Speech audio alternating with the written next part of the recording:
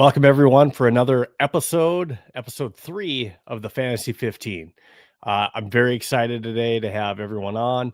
Please, throughout the show, if you have any questions, please make sure if you're following us on X, YouTube, or Facebook, please go ahead and drop your comments. We can see those and we'll go ahead and we'll put those up live and try to answer any questions that you have fantasy football related or just comments in general. So please make sure that you're sending us any of those questions. I'll try to answer them best I can, as well as our overtime special guest that we have for you today with Jeff Blaylock. He's from the Football Guys and also the host of Dynasty Compass. So we're going to go ahead and we're going to get into our Fantasy 15 with our 15 minutes. But I also want to make sure that I give a shout out to some of our sponsors. We are powered by Viking Central. I want to thank Viking Central for hosting us as well and doing the live stream through that social media as well. And also we want to give a shout out to our other sponsor that we have through SeatGeek. And SeatGeek, you can go ahead and use code VikeCentral and get $20 off any $50 purchase or more. That code is eligible for all SeatGeek tickets, whether you're going to concerts, events, or football games this season. Make sure that you use Vike Central and get that $20 off this season. And then also I want to give a shout out to Homage. Homage is another sponsor for us here at Viking Central. I'll go ahead and give them another shout out a little bit later, but thank you to Homage. If you haven't checked out their website and their clothing, they do great things, whether it's fantasy football related, Tecmo Super Bowl with retro shirts. They have great stuff over there. So check them out for all your MLB, NFL pro teams. They got great clothing. I have quite a few shirts myself just because I like the stuff that they put out. So thank you again to Homage. All right, so we're going to go ahead, jump into the Fantasy 15 with our top 15 charts before we get into our overtime segment featuring Jeff Blaylock. So let's roll. Start the clock. All right, jumping into our week 2 schedule, starting off on Thursday tonight. We have Washington Commanders versus Green Bay at Green Bay. And of course, both teams got wins last week, and that should be an exciting matchup tonight. For most of us watching that game, Green Bay, we thought it would be a closer game against Detroit. It wasn't. Green Bay looks like a really good team this year, at least out of the gates. It's 1 week. It's hard to take too much from it, but that should be a good matchup. Getting into Sunday, key matchups we want to take a look at. Now, fantasy related, Baltimore Ravens at Cleveland. Something to keep in mind here, that is a game that could get out of hand early, and you could see starters possibly sitting in that game. Cincinnati and Jacksonville, that could end up being a shootout. Cincinnati had a slow start in week 1. They could be looking to come out big after that. The Rams and Tennessee Titans, that's another game where Rams could have a big game early and sit starters as well. And then one to just kind of maybe stay away from is that Niners and Saints game. You got some injuries that we'll talk about a little bit later with the Niners and a quarterback situation there to where Mac Jones may be starting that game by the looks of it. And then also big highlight with that is Denver Broncos, Indianapolis Colts. Denver Broncos had a rough start starting out, and Indianapolis looked like a superhuman with Daniel Jones at quarterback. So they're playing against what was my preseason number 2 defense in the Denver Broncos. And this week I have him at number 1. So is Daniel Jones who he says he is? And I apologize. I don't have Denver at number 1 this week. I had him at number 1 last week.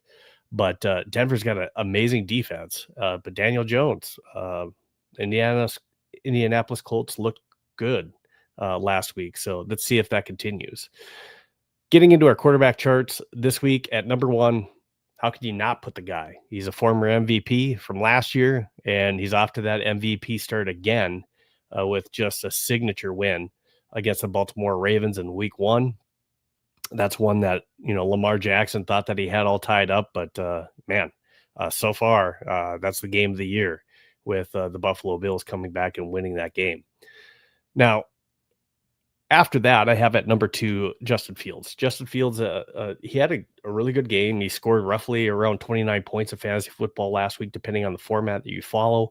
And with Justin Fields against Buffalo, we could see another high high scoring game. I didn't expect Justin Fields to play as good as he did last week against a tough Pittsburgh team. So just keep an eye on that. And then other quarterbacks I have higher than last week. Kyler Murray looked good last week, and he's playing a Carolina team that's struggling a little bit. I know Justin Herbert is probably looking to have another great game. I have him ranked in my top 5. I think Joe Burrow is going to bounce back against the Jags this week, and they're going to get that offense started.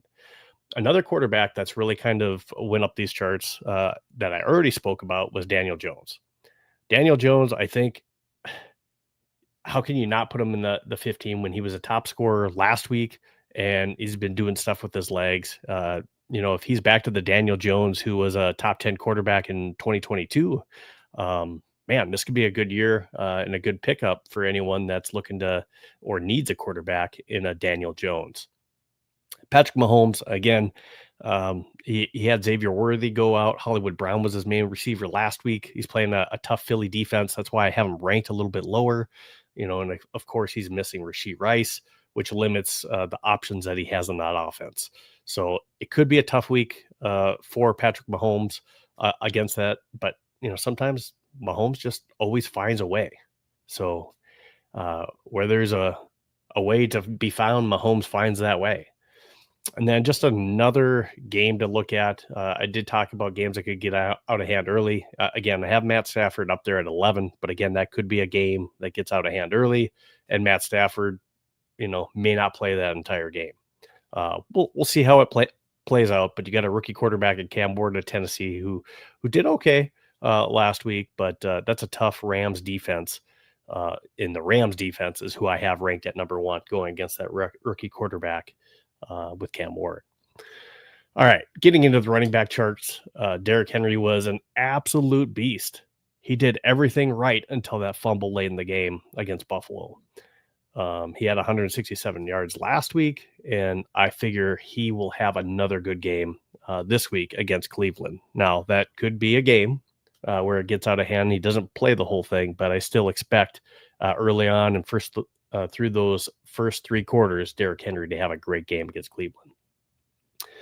Christian McCaffrey, I mean, he was questionable last week, and maybe because of the hamstring issues he's had in the past, it was made a bigger deal, is what he had said as well. He's going against a New Orleans team that's starting Spencer Rattler. This could be a game where Christian McCaffrey again just has a good, solid Christian McCaffrey-like game, especially with injuries that we have with George Kittle, and then of course Mac Jones is starting. So I expect a lot of dump offs, heavy screen passes to Christian McCaffrey. Travis Etienne for Jacksonville had a great game last week. He was one of the top fantasy football running back scorers last week. He's playing against the Cincinnati Bengals, who don't traditionally have a great defense. So this could be another opportunity for him to be a top running back this week in week 2.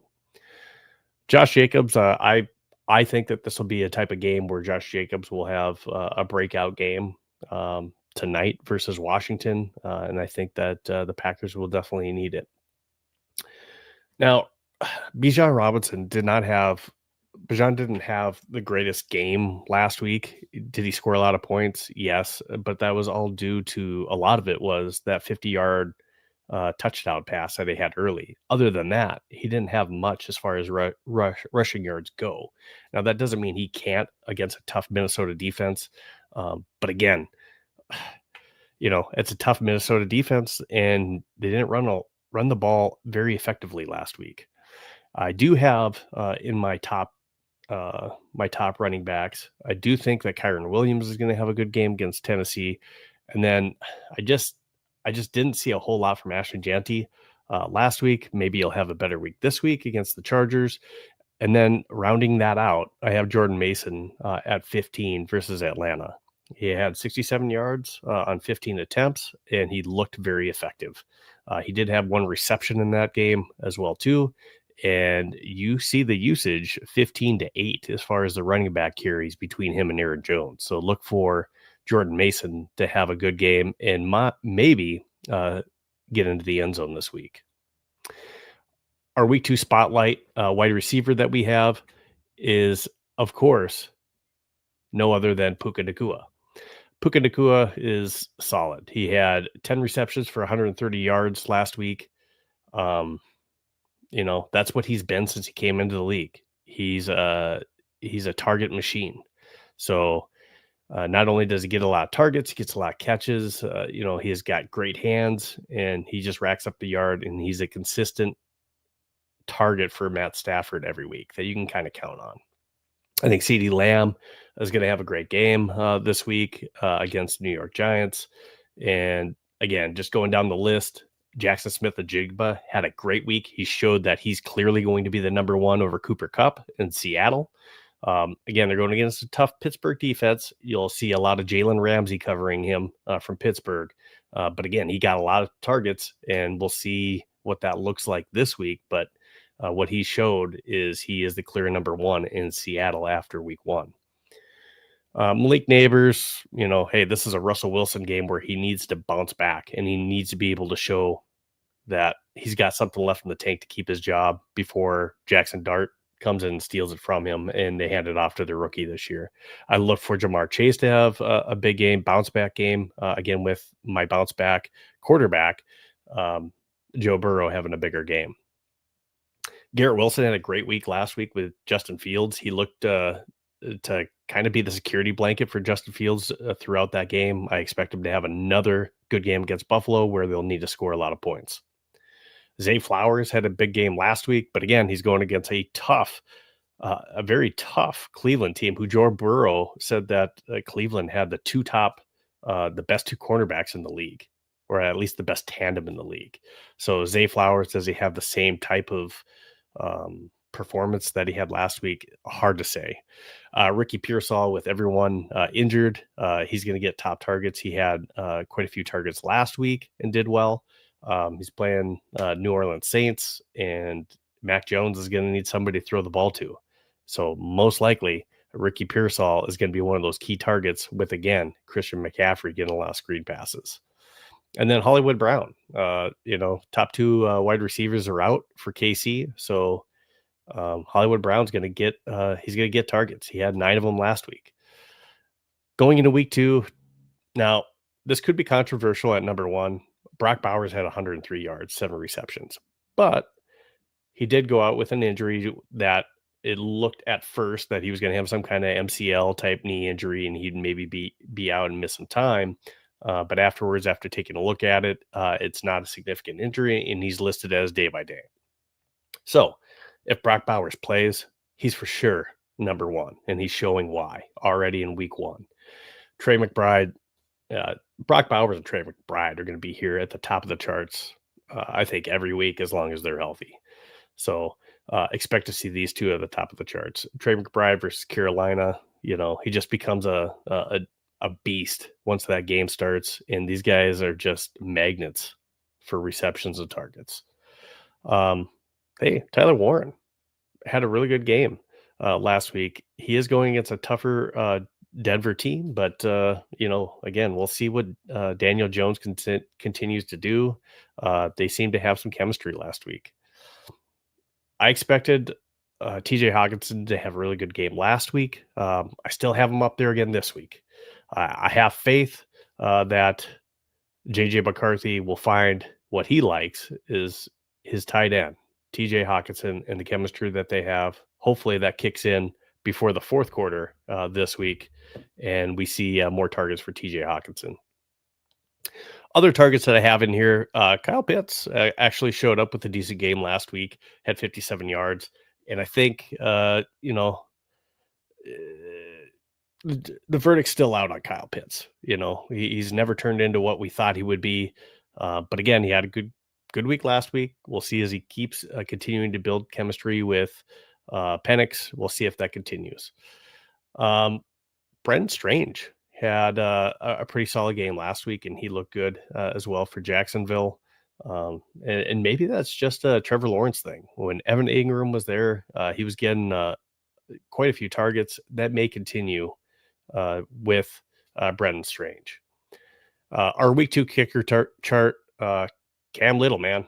4 for 4 in his field goals, 2 extra points. And again, he's that quarterback in the preseason that kicked a 70-yarder. Man, I have him at the top. There's not much to cover on here. Matt Prater came in and filled in for the Buffalo Bills and did a great job. Had a game winner last week against Baltimore Ravens. But he's on this list as well too. But just key ones to look for is these matchups that we think may get into those high scoring ones, which I think Buffalo and New York could turn into.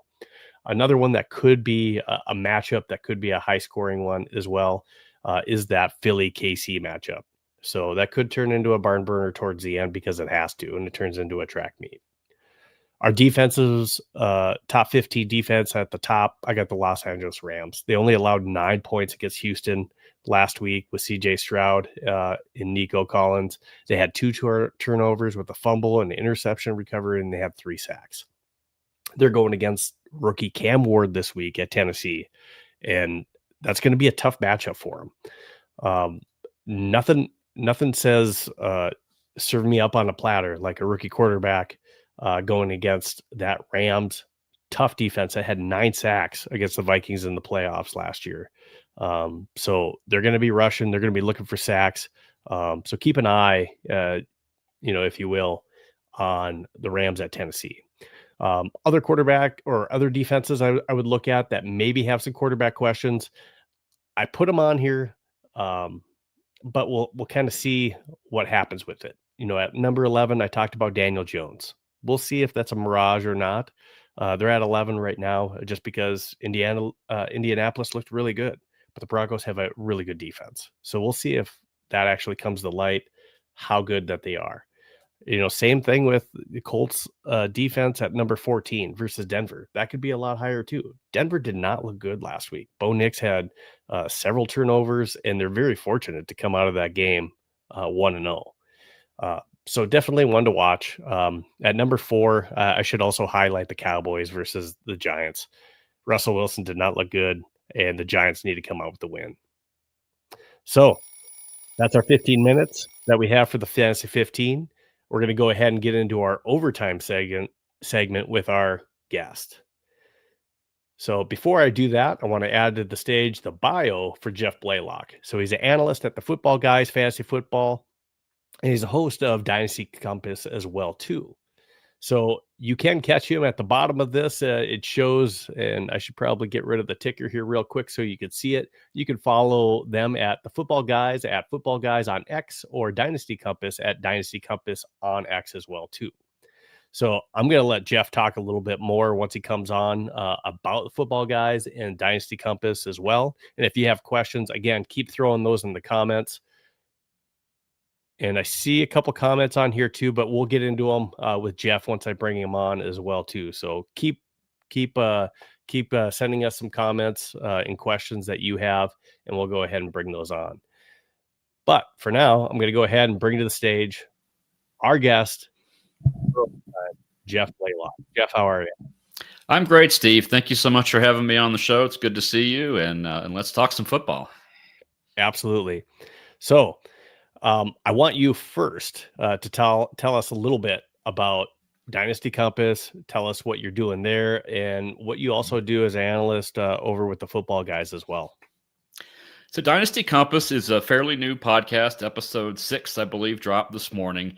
And I try to set this up as a show that focuses on the theory and the strategy of Dynasty more than specific moves that you might make. And I use the compass as a metaphor because if you know how to get your bearings of the compass and you know how to find your direction, you can navigate the terrain and get to where you're going by developing the skills to get there. And that's different than, say, a GPS where you just type in your destination and it tells you exactly how to get there. I don't think that kind of approach teaches you much of anything about how to make Dynasty work. Dynasty is a little bit different than redraft leagues because you do keep the players year after year after year. So we have different time horizons that we look at.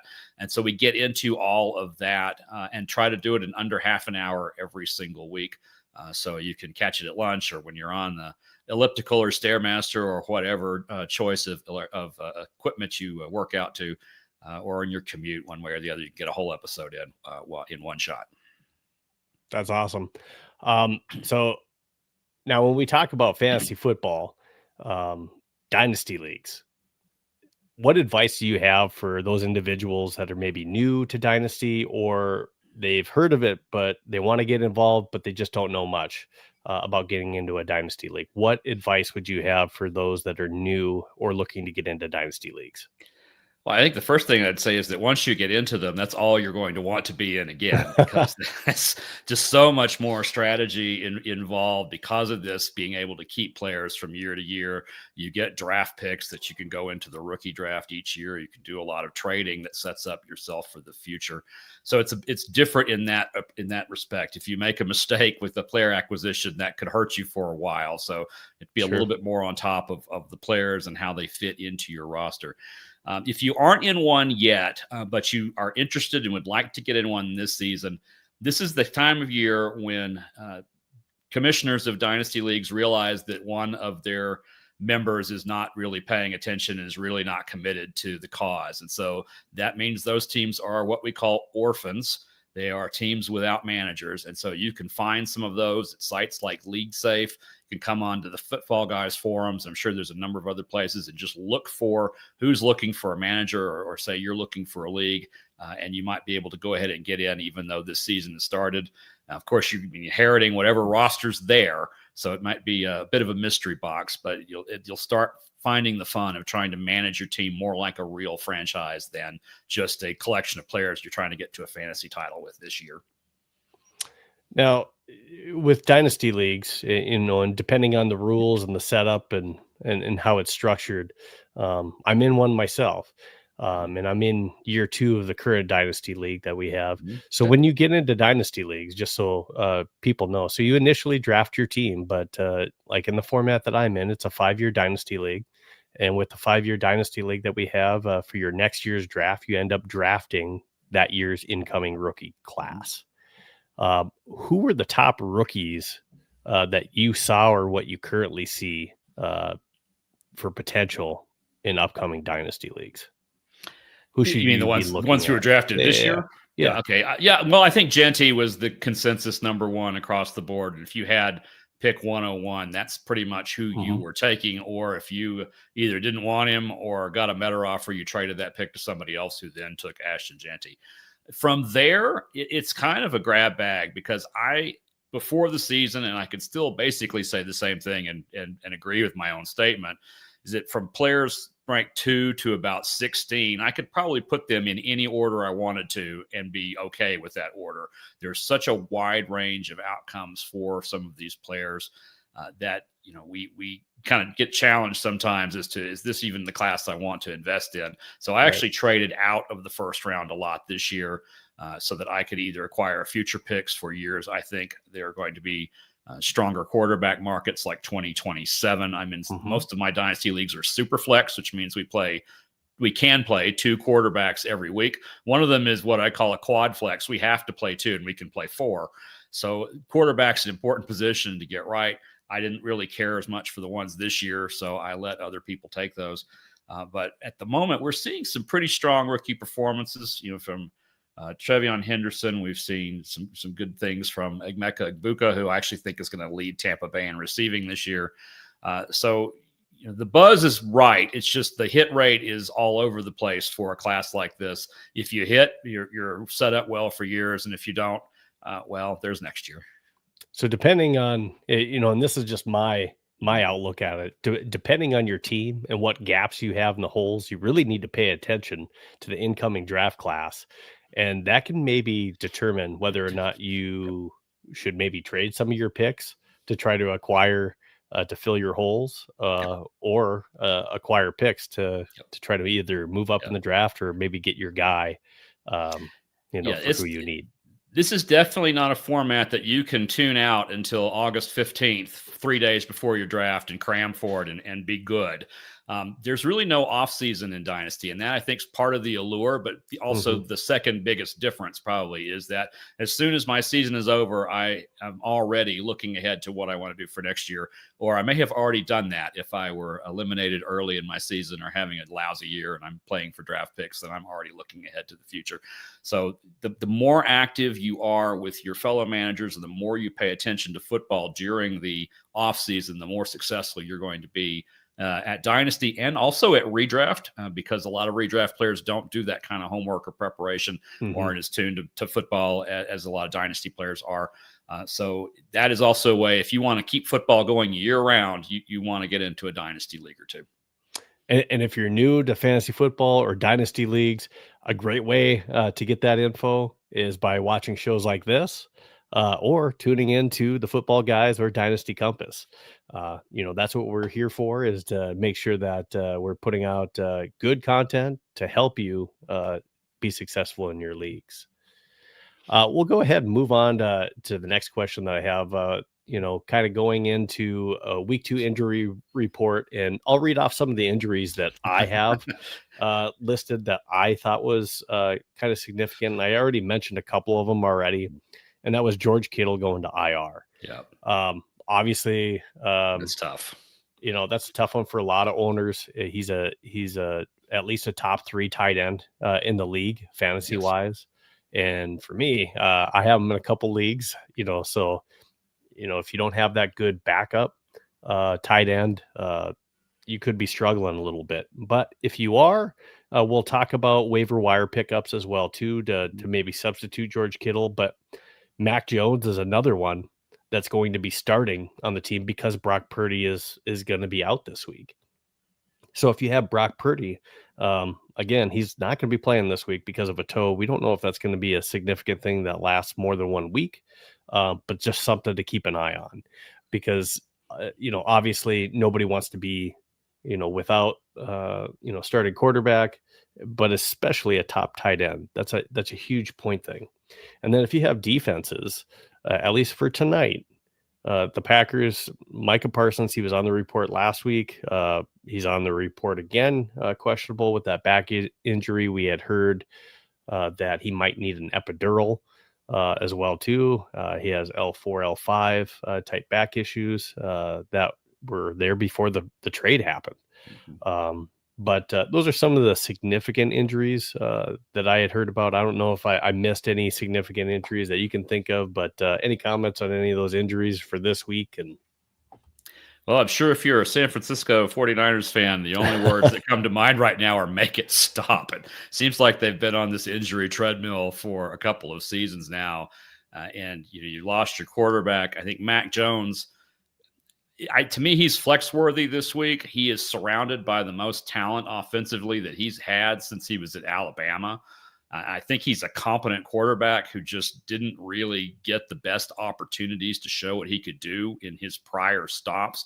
I'm not saying he's going to magically turn into, the next Tom Brady or the next Brock Purdy or the next guy who comes in and surprises, but I do think he's going to play better than he has played in the past. So if your measure of expectation for Mac Jones is what he did in New England, you need to raise your standards a little bit. I think he's going to be better than that.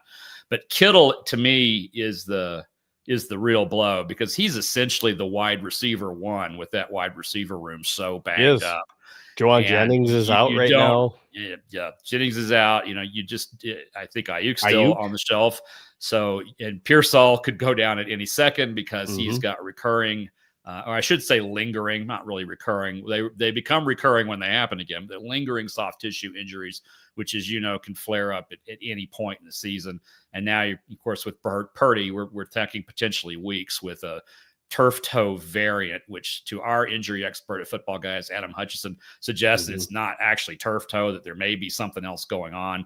And they had like a 5-week recovery window, which he says he's never really heard of. That you don't usually use that number for weeks. So something else is going on that we don't know. So it's going to be the Mac Jones show, I think, for probably about 4 or 5 weeks, maybe 6 weeks going forward. So he is at least someone, if you're going to pick him up off the waiver wire, he's going to be a flex-worthy consideration for you for the next several weeks.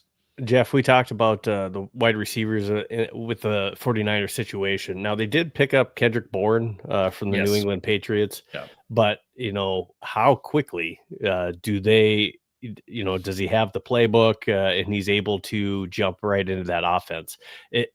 My suggestion is, you could maybe pick him up, but I'm not starting him this week. No. I could see him playing probably between 20 and 25 snaps with specific plays that he knows it's really difficult to swallow an NFL playbook in a few days. So I'm not too worried on that. I'm worried about him if I were starting him. I'm not worried about him otherwise. I think he's going to be fine. So I think you hit it on the head, though, earlier when you were doing your 15, you're talking about Christian McCaffrey. This is a classic CMC game. Yeah, absolutely. Rushing the ball, dump offs, passes, screens. This is going to be get on my back. Yeah. So if you're facing Christian McCaffrey this weekend, just go ahead and pencil that L in now and start thinking toward the next week. This could get ugly fast against a Saints defense that's a little erratic. I will say, and then we'll move on and see the question about the Vikings. So I want to be sure we get to that with this being a Vikings channel. I actually had picked the Saints to win and take the 7.5 points I was getting a couple of days ago before the Purdy injury. So nice. I'm now happier that the spread is closer to 4 or 4.5. So I picked up a whole field goal on everybody else. So. Well, Anthony's got a question. He's wondering, are you worried about the Vikings injury report going into this week? And, just because, I'm also on the Viking Central podcast, so I'm tuned into the Vikings.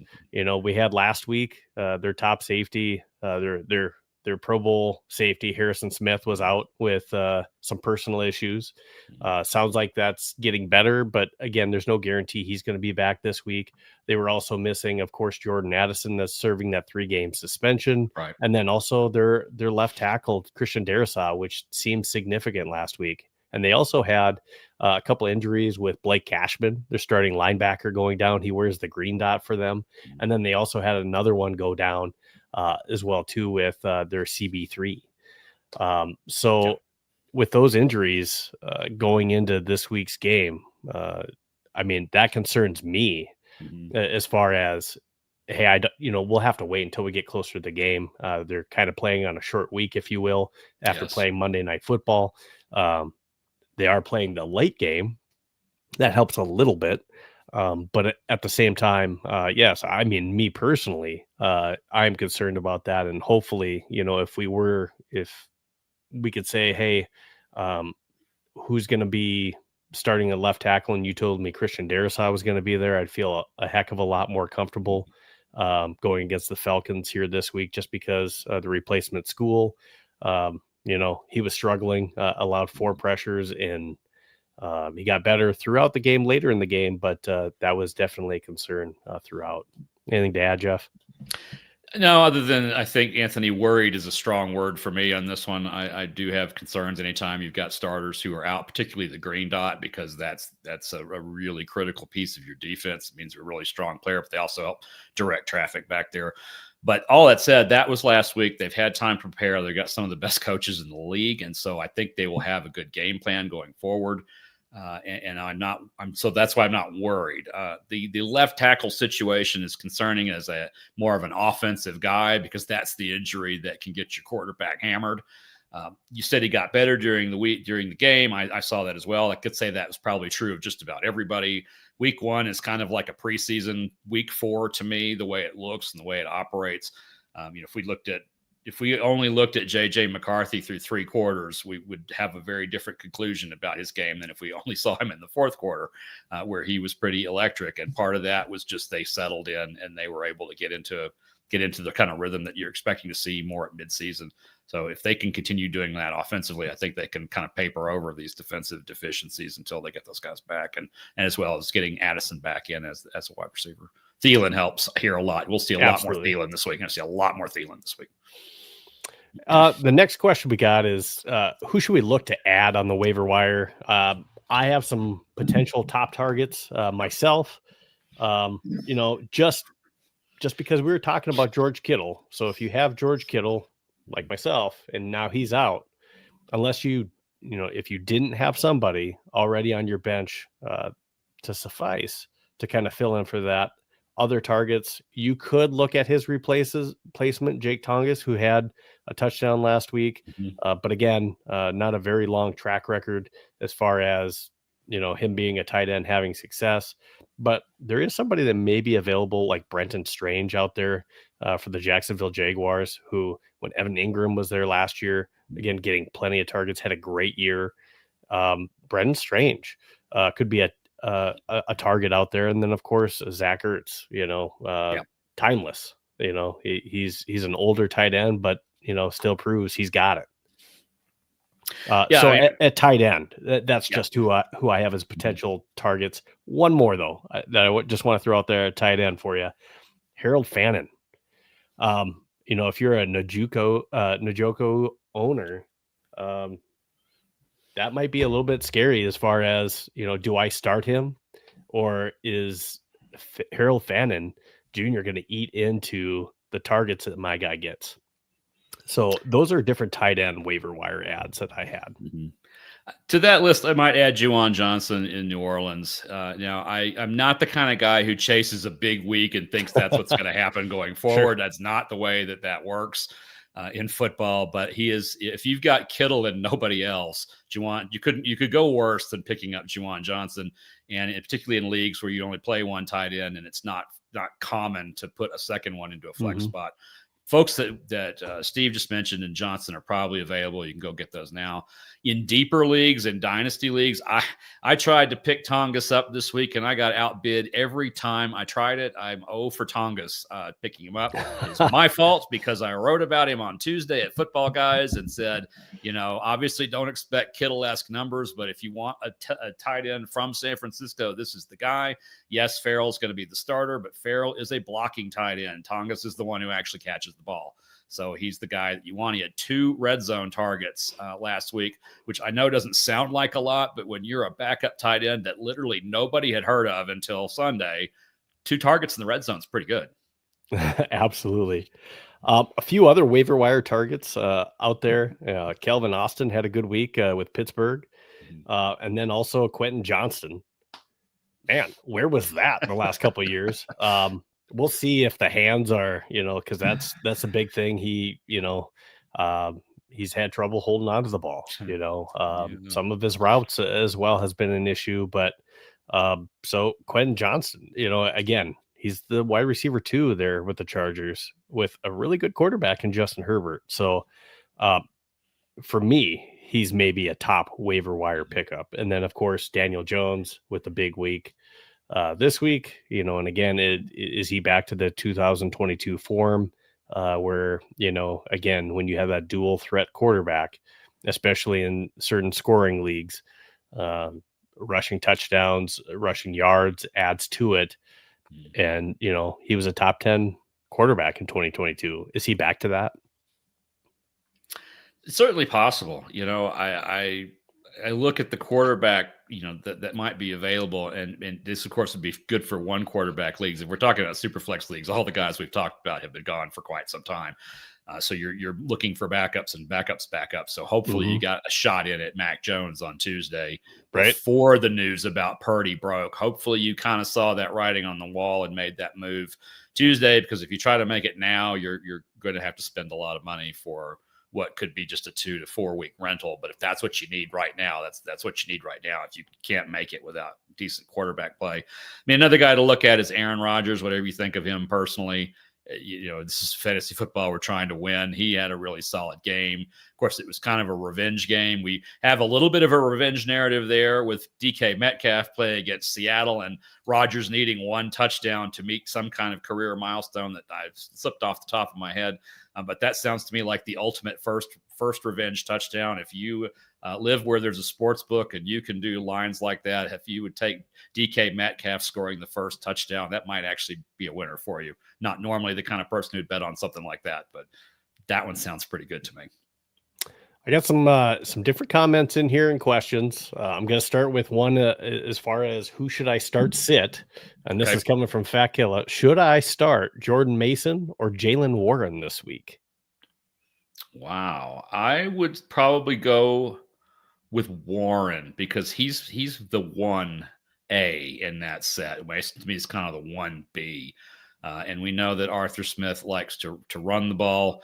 And they're going to try to do that very much in their game against Seattle.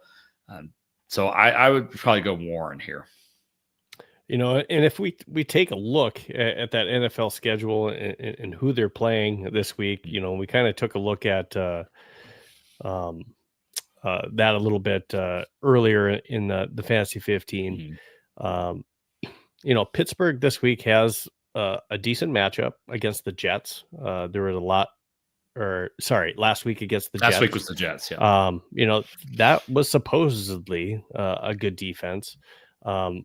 This week, we got Pittsburgh's facing the Seattle Seahawks, who also was supposed to have a decent defense, but you had a depleted team and the San Francisco 49ers that was still able to,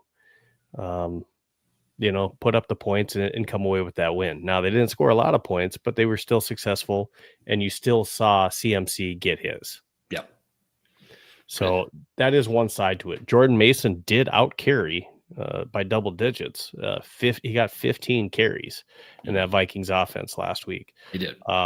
If you're asking me between those two matchups, you make a good point with Jaylen Warren. I like Jordan Mason myself this week.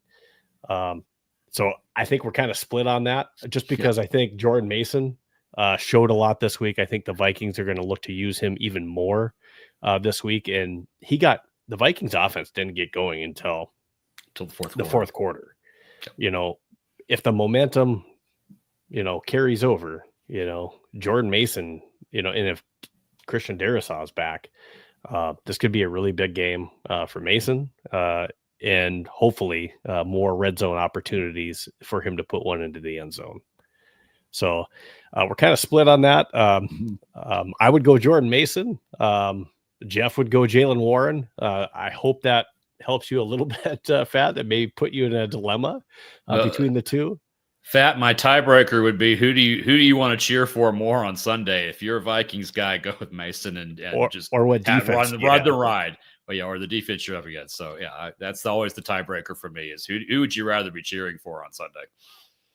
And then I have another one from Tim White. Says, Jeff, I'm curious how you value a player like Mayfield, who has blossomed a little later, experienced so many coaches and offensive coordinators and wide receiver turnover. How do you value a Baker Mayfield? Baker has not had the best situations to start out his career, and as Tim has already noted, he's basically a new offensive coordinator every year, and that started in college for him. So I think he's had 9 coordinators in 11 seasons or something to that effect, and so he's had to learn a new system frequently.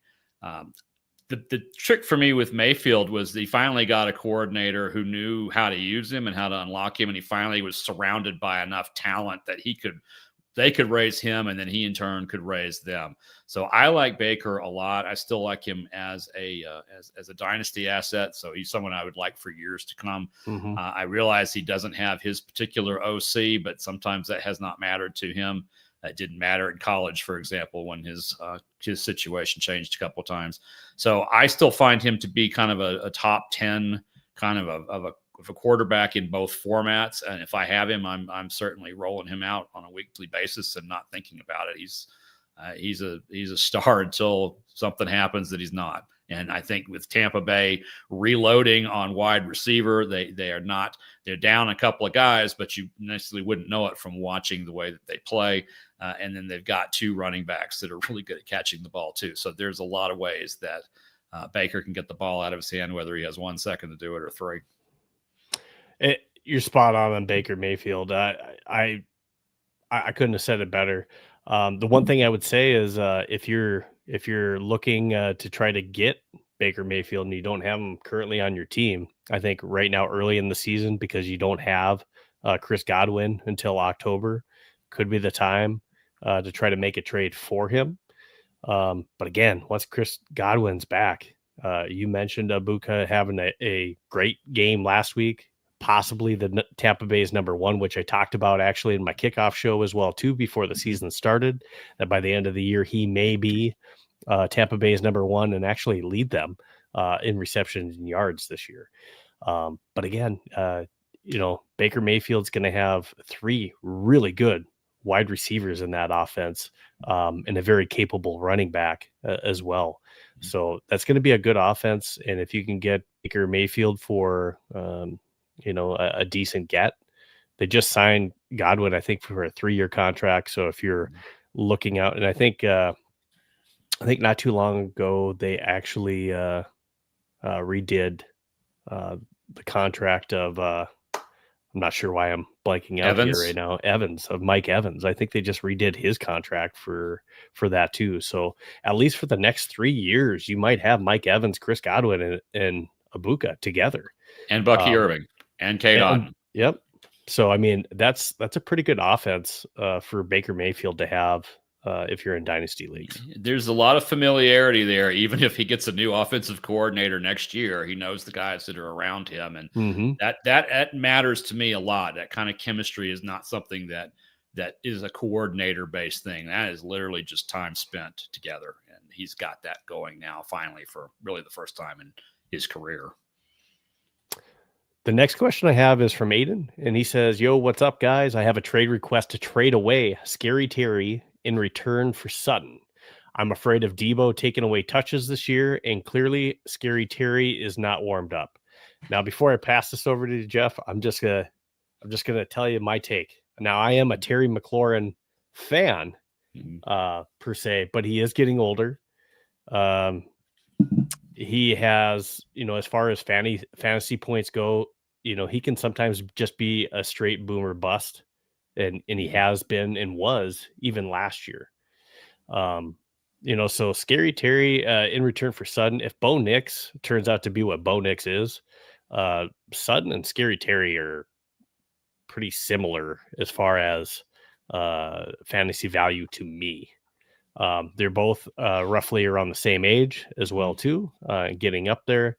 But I like both players overall. But I would say Debo had a great week last week. Yes, I would say I would be afraid of him taking touches, but Terry is still the guy in Washington. Yeah. Make no mistake for that. But to trade away Terry this early in the season, I wouldn't. Me personally, my advice would wait a little bit and see how that kind of pans out. Jeff, what's your take on that? Couple things. I agree.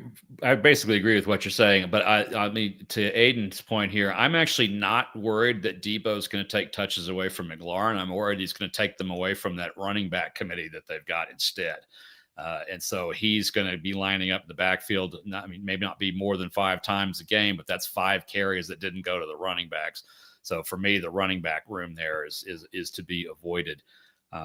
What I've noticed with McLaurin, and I think this has probably been across his career, but certainly the last couple of seasons, is he's relatively easy to take off the board if that's what a team wants to do. If they want to shut him down and shut his side of the field down, he tends to kind of fall into that situation. And so he could give you a pretty low score. With, similar to what A.J. Brown delivered on week 1. A.J. Brown was on. They had 2 QB on the entire time, so it's really not a surprise that he had a bad game. Terry McLaurin, to me, has those kinds of games too. Of course, Sutton is also liable to have those, but I actually like the receivers around Sutton a little bit better. So that there are more weapons that if you do double Sutton, you are going to leave somebody open who's quite a bit more dangerous, or at least quite dangerous. And Nix, if he's on rhythm, can hit that guy and make a big play. I do agree, though, with Steve. I wouldn't make this trade yet unless there's secondary asset coming over that's joining Sutton. If I were in Dynasty, this would be this would probably be a 3rd round draft pick, or we might be swapping some other bench players. But I'd want a little more value than that, because if it's a lateral value trade at the same position, you're not really making your team any better. You're just swapping out one asset for another. So to me, if I were after Sutton, I would be offering something, a running back or a quarterback or something along those lines. And likewise, if that guy wants Terry, you'd think he would be offering something else. So I generally stay away from wide receiver for wide receiver swaps. And so in this case, there's not enough compelling value in Sutton to move away from McLaurin. I don't think the entire season, but certainly not here in looking into week 2. So Aiden, I would say no, but I would also be interested in reaching out to the person who made that trade offer and see what they're thinking and what's going through their minds, and see see what else is available. Because it sounds like something that if you really wanted Sutton or he really wanted McLaurin, I think there's ways to get there if you really wanted to, but this straight up trade is not it. And I feel in a lot of games especially with Terry McLaurin, I feel like Washington plays conservative football. The games that I really like Terry McLaurin in are the games that can get a little bit out of hand, and Washington has to play catch up. And those type of games, and if you want to call them garbage time or whatever it is, Terry McLaurin shines. He's good in messy games, man. Absolutely. That is exactly what you're talking about. He's good in messy games where whatever game plan they had going in is out the window, and we're making it up drive by drive. And that is when you'll see Terry McLaurin getting nothing during that game, and then all of a sudden, it's like the scary Terry switch is on, and then all of a sudden they're back in the game, like you saw against Philly last year. Nothing was happening in that game, and then all of a sudden, it was like a light bulb hit that offense. That hey, we need to start making plays and getting the ball to Scary Terry. Another question that we have out here is, hey guys, I have a question for y'all. If you can start 2 at flex, who would it be? Cedric Tillman, Javonte Williams, Hollywood Brown, Tyrone Tracy, or Sam Laporta? So I'm guessing that Extended Megs is asking which 2 out of these that he listed. Out of the 6 there. Yep. Let's start by taking Tracy off the board for me. That is not one I would start over those others. Now, I'm assuming we're talking either PPR or half PPR. If we're not, I may change my mind on my answer. But I'm going to assume that that's where we are. Let's assume a half PPR. So, so we'll take Tracy off the board there. Javonte Williams looked really surprisingly good against Philadelphia. I mean, he has the stuff if he stays healthy, and the offensive line can do some level of blocking dependably for him. He's got the stuff to be pretty solid. But I really like Hollywood Brown here because of the situation that they have in Kansas City. Now, that is assuming he's a full go health-wise, so do keep an eye on him as we go through the week. But Kansas City just is so short weapons. I like him. We were talking about waivers a little bit ago and didn't really swing back around to wide receivers, but Tyquan Thornton to me is another kind of waiver get for this week because of the depletion there in Kansas City. So that's another option for folks who are scrounging the waiver wire looking for help.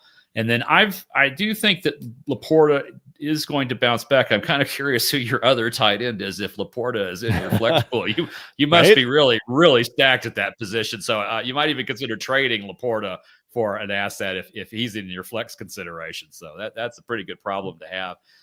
Tillman, I think Baltimore's defense is going to be really angry at what happened last week, and they're not going to let that happen again. So I'm worried that Cleveland's not going to be able to do a whole lot in that game. So that would knock Tillman out for me. So it would be Hollywood Brown for sure, and then it's going to be between Javonte Williams and Sam Laporta for that second spot. Part of that just sort of depends on what your scoring format is. I would say that the Giants defense doesn't really scare me very much. Chicago's is schizophrenic, as we saw on Monday night. They're good sometimes and they're not good other times. But Laporta is a key part of that offense, and I can't see them continuing to struggle like they did in week 1. So I would probably lean Laporta here over Williams as that second one. Yeah, I'm kind of with you as well too. Curious why Sam Laporta is a flex option. Javonte Williams and Hollywood Brown, though, out of this group, I definitely like those 2 as flex options. Depending on how the game goes against the Bears, tight ends are sometimes a coin flip. On how they can do. Kansas City is really hurting the receiving game, so I do like Hollywood Brown to get at least a fair share of targets again. Not saying he'll reach the end zone, but he's going to get targets in this upcoming game. So it's a must-win game, really, for them. Absolutely. It's really so early in the season. Nothing's truly must-win, right? but you don't start 0-2 by losing to a division rival and then getting beat by the Super Bowl champs that you lost to, again, on your home field. So they're going to be riled up for this one. So only won the division. Brown could have a really big game out of this. Yeah. I've got another one. CK Vlog says Devontae Smith or Deebo Samuel. I have BTJ and Hollywood Brown playing. Also, just need a wide receiver 3 PPR. If this is me, for some reason, Jalen Hurts can't find his receiving core. I'm sure that they address that this week at practice. That probably changes a little bit. But the way that they utilize Deebo Samuel, he seems like more of a guarantee going in this week against Green Bay, to where I think that this could be a higher scoring game where you're really going to need Deebo Samuel, rather than the Philadelphia Eagles this week in their matchup, which the Eagles, they're taking on Kansas City. That could also be another, big one too. But again, Philly likes to run the ball with Saquon and Jalen Hurts. So if I had to choose, you have kind of a multi use weapon in Deebo Samuel. That's who I'd go through. I agree. Deebo, to me, they will find ways to get the ball to him, whether he's being covered or not, because they can line him up in the backfield and just hand it to him so he can have the ball before anybody gets to him. If you want to put Smith in this role, what you're basically banking on is a repeat of the defensive performance against A.J. Brown, that they just take him completely off the board and Hurts is forced to pass, and that opens things up for Smith. So I think if you're kind of looking for a home run play, Smith might be what that wide receiver 3 choice is. Otherwise, if you want a high floor, steady production, Deebo Samuel is the way to go. And those games, when is Washington's in the early window, right? Yes, they're in the early window. Yep. So you have to make that choice Washington. before you know where you are in your league matchup to know if you really need upside or if you really need floor. So at all that situations, a lot of word salad to say I agree with Steve. I go with Deebo. Extended Megs came back. He did clarify with that Sam Laporta. He has Kittle, but he's injured, and he got a trade offer. Samson for Laporta. I think that's a terrible trade. Yep. I could do that. So you got Quinshon Judkins that's coming back. He's in practice now. He's probably going to be the starter. Now, I'm not saying that Samson looks good so far. I mean, that's great. But it's Cleveland. Look in your rearview mirror. You got Quinshon Judkins, who's about to take that job. That's what they drafted him for. Right. Samson could be a good piece down the road for someone else, and probably becomes that good handcuff. So if you have Quinshon Judkins, that maybe makes it more interesting, but that's definitely not equal value. Samson for Laporta. And if Kittle's injured, you need Laporta. Who's your other tight end? Who's the one that's actually in your starting lineup? If Kittle's out, Laporta's flex, who else is there? Because you're right. So you certainly have the option instead, it sounds like, extended to use Laporta to get what you need on your team. Samson's probably not it. I will say in Dynasty, there's enough of little bones to this trade that I'd reach out to the manager and see what we could do, because Samson intrigues me as a longer-term prospect. But not today. That'd be a play down for the future. If I were in rebuild mode in Dynasty, I might consider a way, knowing that I've got these 2 tight ends and apparently a third one too, to move Laporta. Kittle, because he's hurt, I wouldn't move now. You're not going to get full price for him, full value for him. So sure. Hang on to it. Definitely appreciate the questions, Extended Megs. I mean, this is what we're here for, to talk you down from a ledge and trading away Sam Laporta for Dylan Sampson, for sure. Getting into the next questions I have for you, stock up, stock down is the mode for this. What players stock up, win in week 1 with their play that you didn't expect? So, I'd have to say Javonte Williams. And we talked about him just a minute ago. I did not expect Dallas to be able to run the ball at all. And that may actually be true. I mean, we are talking about the single greatest sample size for overreacting, N equals 1. So we have a 1-game sample to work this off of, but he impressed me quite a bit. And so that's probably the guy just off the top of my head I'd pick for this answer. Okay. What about stock down? What player or players stock went down after the performance in week 1?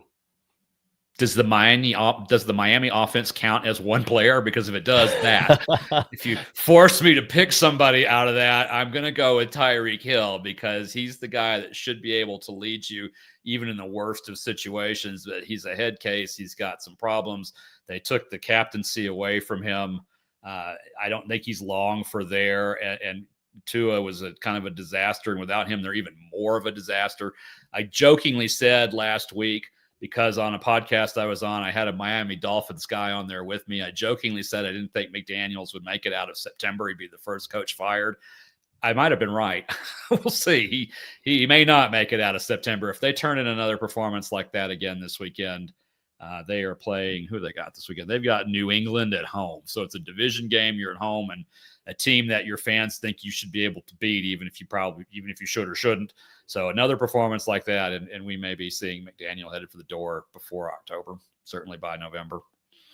Okay, so Miami Dolphins players, Tyreek Hill, Tua, Waddle. The one bright spot is A-Chain on that team.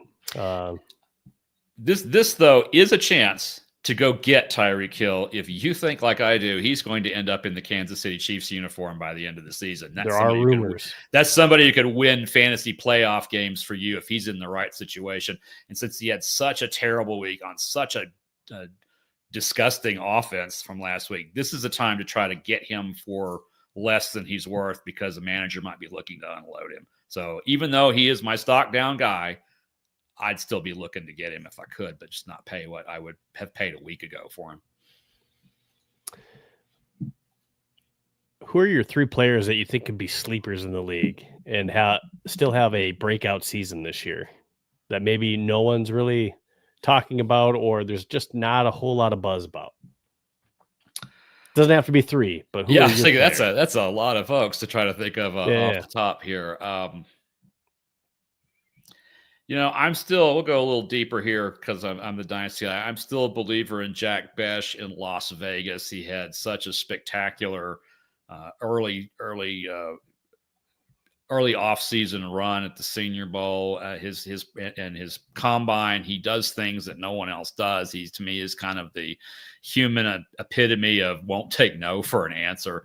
And even though he's playing behind a couple of guys right now, I still think he's going to emerge and have a pretty good season on the back half side. So that's something that I would look for there. And I'll, as you talk, Steve, I'll try to come up with a third guy to your second one. Well, Harold Fannin, could be somebody who sneaks in there. Cam Scatabo, I think he might be the RB1 by the end of the year over Tyrone Tracy. We'll see what that looks like as well too. As that plays out. We do have a couple comments though, or questions, if you will. Extended Mags is back. He says he doesn't have a third tight end. Oh, so I mean, I'm not getting rid of Laporta for sure. No, but any of those 3 guys that I see there, I would put in the starting lineup if I didn't have Kittle, or I would consider flexing. I think any of those 3 are pretty solid. Henry is led the team in targets last week in New England and is a reliable set of hands for Drake May to find. Zach Ertz, is the old veteran who he's probably of the 3, the one that's more likely to get you a low number. But he can also be the guy that catches 2 touchdown passes because he's a red zone freak. And then Brenton Strange, he'd be probably my third. You got him in the right order here, Henry, Ertz, and Strange. So, there you go. He says, this is my team for week 2. He's got Mayfield, Barkley, Chase Brown, McConkey, Sutton, Laporta, Hollywood Brown, the Rams defense, who's my number 1 this week. Yep. And then Aubrey as your kicker. So, I mean, that's not a bad team at all. Yeah, you got a great team. That's good. Yeah. That's be good. And as long as those guys all stay healthy this week, you should be good. Yeah, and you had Kittle. So, yeah, that's a decent team there. A good team there, Max. CK Vlog says he subscribed and also thank you. We appreciate that. Thank you as well. And then he had one more question. He said he's doing a small league and he has BTJ as his flex, as Collins and Nico Collins. Okay. Nico Collins and St. Brown is my wide receiver 1 and 2. Okay, so he's got Brian Thomas Jr. and then Barkley and McCaffrey as his RB1 and 2. Wow. Nice. Flex BTJ or James Conner in PPR. Me, I go James Conner this week over BTJ. Yeah, Carolina, that sounds like a game he's going to be given the ball to quite a bit, and he scores touchdowns. Thomas has got a little bit more competition for the ball as a receiver than Conner certainly does as a running back, so I think Conner gets 20 carries this week. Pretty solid kind of game, good chance at a touchdown. That said, they're playing they being the Jacksonville Jaguars. They're playing the Bengals, so they're either going to need a lot of points or they're going to score a lot of points because the Bengals defense is atrocious. So if you're looking for a home run, which I don't think you need to, if you've got Collins, St. Brown, Barkley, and McCaffrey as your top four, you need floor. In which case, I'd go with Connor. But if you did find yourself needing a home run, Thomas is more likely to deliver that. I think the Connor is, but Connor to me is the safer play. And somebody can bookmark me later on this. I mean, I've been a well-known Travis Hunter hater as far as fantasy football value. I don't see the value there. I mean, yes, is there value, but I don't see top tier value. No, and I do see eventually Jacksonville realizes that he is a top NFL corner, and it's not worth it for him to play both positions. And if he does still continue to play at wide receiver, I think it's in a limited capacity when they absolutely need it. I just don't think that you can count on that value from Travis Hunter. So what does that mean for Jacksonville's offense this year? It means a lot of teams are going to be doubling Brian Thomas Jr., and I'm a Brian Thomas owner. And I think he's got a lot of value. But I think as, a second-year wide receiver, you got experience, but you're still kind of figuring out some stuff, and that's not like a huge dynamic offense. But I think if the running game gets going, maybe that helps a little bit. But I do have some concerns this year about Brian Thomas Jr. This year myself. Yeah, I mean, in Dynasty, I'm still looking at him as a top 10, top 12 kind of an asset, but I'm also looking at it over several years, not just this season. This season, I think he's more of a top 24 to top 36 talent, depending on how Trevor Lawrence evolves as a quarterback, depending on the extent to which the defenses scheme against him, the extent to which Travis Hunter either does or does not become a star player. And so, he's one I'd tread a little carefully with now. But if you're in Dynasty, buy the dip. If you've got a Dynasty manager who is kind of soured on him from last week's performance, go get him. All right, we're going to move into another topic, which is over-unders. And just quickly, just need your over-under, or whether you're going to take the over-under, and then we're going to get into bet or pass. Okay. So the very first one I have is over-under. Derrick Henry will rush for 110 yards this week versus Cleveland. I will take the over on that one, I think. Okay. We'll see if he finishes that game. I would not bet that, but I will take it here. But I mean, I'm not Vegas, but yeah, right. Over-under. Does Josh Allen pass for more than 300 yards versus the Jets this week? No, 394 last week. Yeah, under. They don't need him to. They won't need him to. Okay. Over-under. JJ McCarthy passes for over 200 yards versus Atlanta. He had 143 versus the Bears. A good majority of that came in the fourth quarter. Yeah, he had 89 yards on 3 drives in the fourth quarter. I think he's going to be more of a rhythm. To me, watching that game, it looked like the game was going too fast for him. I think just nerves early on, and he settled in. I'm over here. I go the over. I don't know. I go over 300, but I go over 200. Okay, over-under. Quentin Johnson finishes the year with over 1,000 yards receiving. It hurts me because I'm a TCU guy.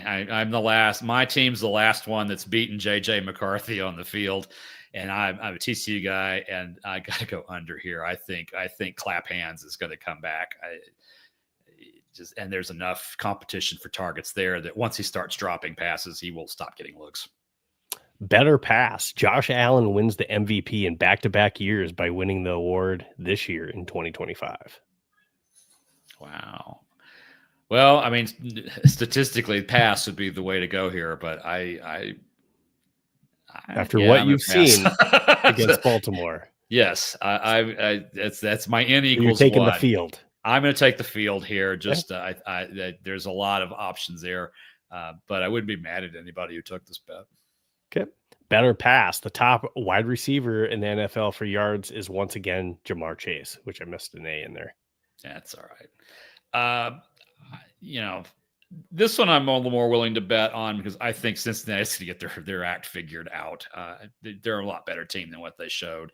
They were able to win a game when they played down to their opponent, and I think they'll get this straightened out. And their defense is going to require them to score a lot of points. They're going to have to score 28 to 35 points or more a game to win. So I think he's going to get his yards and would lead the league. Yeah, because he's asking nicely to please help.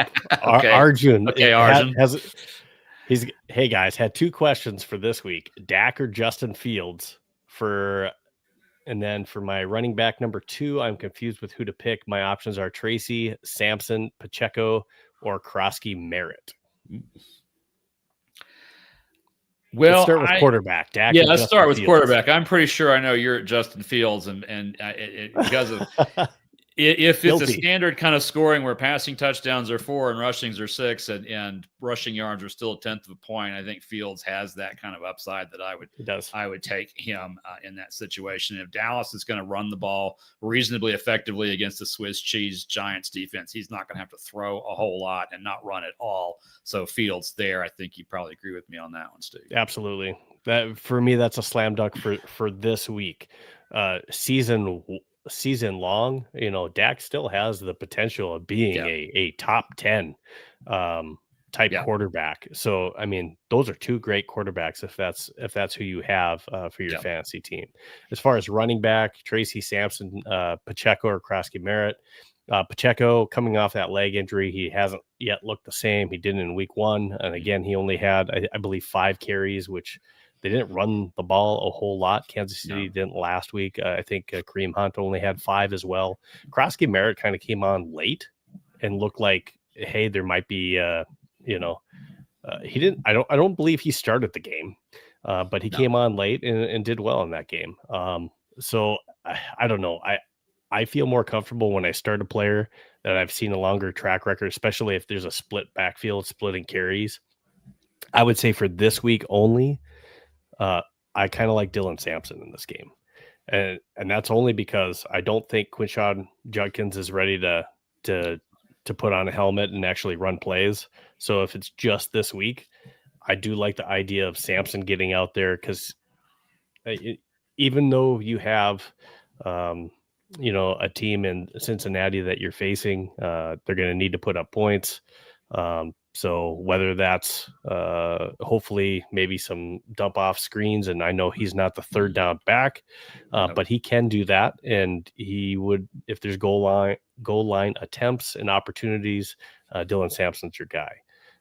So just in 1 week, I like Sampson. I wouldn't rule out Krosky Merritt, but I just don't know if they're going to, give him the full starting load this week. Yeah, I Krosky, Merritt, and Pacheco I'd rule out first. And Pacheco, as you know, it's coming off the injury. Didn't look good. He didn't look good last year when he wasn't injured. So I don't until he proves me otherwise, he would not see my starting lineup. Bill Krosky Merritt, we talked earlier about Deebo Samuel potentially being an RB1 type in Washington. There's just a little too much competition there for touches. So I would take him out. So this comes a choice of the sort of mystery box of Sampson and the mystery box of the New York Giants offense, where we've got Tyrone Tracy. I, for one, am not concerned about Scatabo taking a lot of usage away at this point. I don't see Scatabo as an NFL back other than anything in the change of pace. So this becomes really, for me, a question of, do I think Tracy's going to be able to run the ball successfully against Dallas defense that's missing a pretty key and important defensive lineman because they traded him to Green Bay? I would lean Tracy here, I think, and that's just because I don't have much faith in either offense.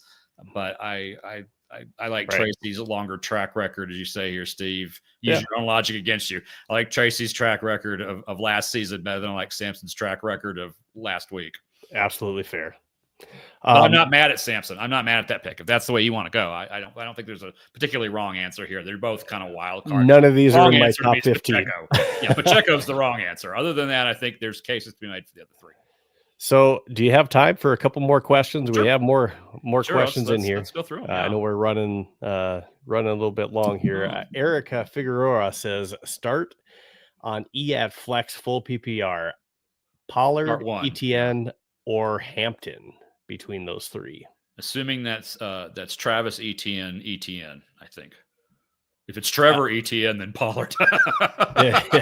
I believe he's talking about Travis with Jacksonville, I not think the Carolina. I would think so. Etienne. I like Etienne. I've been really high on him, much more so than my colleagues, including my Football Guys colleagues all offseason. I still saw him as the RB1. I did see potentially, especially after the trade, that Tank Bigsby could have taken that backfield over by the season's end, but he can't do that now because he's in Philadelphia. So this is Etienne's backfield. I know a lot of people are now saying this opens the door to Bashal Tutin and to LaQuint Allen, and it might, but not for a while, certainly not this week. So Etienne, my choice here. Tennessee, I think we talked about the offense. We don't have a lot of faith in that offense, and that's what Pollard is having to kind of work through with his rookie quarterback. So I'm a little concerned there. Hampton's kind of a wild card to me. I don't know how much Najee Harris will be in the game there or exactly what. I kind of see the Chargers having to throw more than run against Vegas playing in Allegiant Stadium. So Etienne for me. And then we got another one from Aldo Gaviera, pick 2 half PPR. So he's got Calvin Ridley, Deebo Samuels, or Hollywood Brown. Same reason I would put Pollard below one. I'm going to put Ridley below the other two. That Tennessee offense, I just don't trust.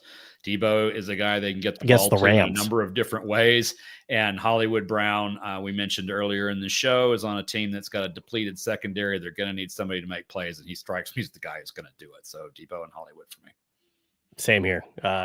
It's between Deebo and Hollywood. I feel like, depending on how the game goes, Hollywood's going to get the targets. Whether or not he's double teamed or whatever this week, I don't think Hollywood Brown typically is one that's going to attract the double teams. But Hollywood's going to get the targets for sure. But Deebo's not a bad pick either. So I don't think you can go wrong with either of those two picks. Yeah, if you double Hollywood, there's a really good chance that left Travis Kelce alone in the center of the field, and that's not a formula for success defensively against Kansas City, even if Kelce is washed and is 3 steps behind where he used to be. If he's wide open, he's catching the ball. Yeah, absolutely. All right, so we'll go ahead and let me just check to make sure I got all those different questions that we had. I believe that we did. Okay. So one thing I want to do is I want to make sure that I thank you, Jeff, for coming on the show and staying a little bit longer to answer questions that we had from some of our followers. And I definitely want to thank the fans that we have out there that are sending us comments. You're liking, subscribing. We definitely appreciate it. Share if you can as well, too, as we continue to try to build the Fantasy 15 brand. And then also make sure that you're checking out Jeff's links as well. And I'll throw that up on the screen here, too. And again, Dynasty Compass and the Football Guys. And let me go ahead and get rid of my banner here at the bottom. Go ahead and follow Football Guys at Football Guys on X or Dynasty Compass at Dynasty Compass on X. And of course, you can follow Jeff himself at Jeff Blaylock on X as well, too. Anything final that you want to say, Jeff? Just to say that if you don't already receive it, you want an edge on your league mates, you want some curated news that's already put together in one email. Football Guys has, I think, the best email for free email newsletter in the industry. We just ask, we don't sell anything. We don't use the information. This is just the way to get some great information to you every morning. Your inbox, all that you need to know from the previous night, previous week is there. So sign up for that. It's free at footballguys.com. You can find a link at the top of that. You'll find me there, mostly in the Dynasty area. I'm in the Dynasty Discords as well. And then on my own, I've got Dynasty Compass as another way to find me. Awesome. Thank you, Jeff.